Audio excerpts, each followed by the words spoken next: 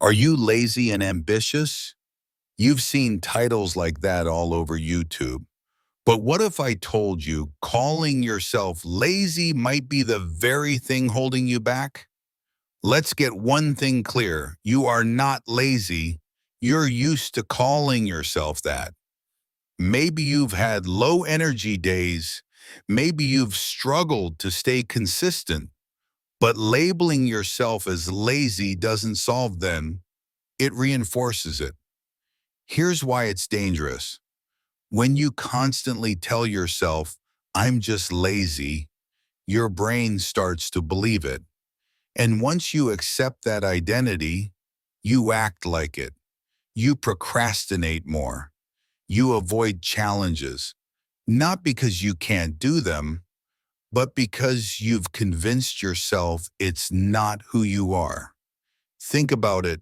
Would you call a friend lazy every time they were tired or overwhelmed? No, you'd ask what's going on. So why be cruel to yourself?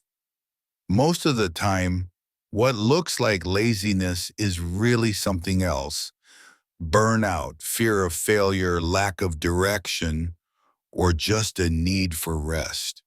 It's human, it's normal, and it doesn't mean you're broken. What helps instead? Start replacing I'm lazy with something more honest. I'm tired. I don't know where to start.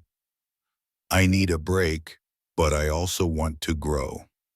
That small shift can change everything because when your brain stops fighting the label, it starts finding solutions.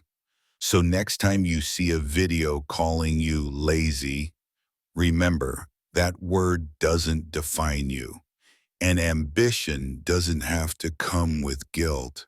If you're ready to stop calling yourself lazy and start building real discipline, you're in the right place. This is Disciplined, helping you grow without the shame. See you in the next one.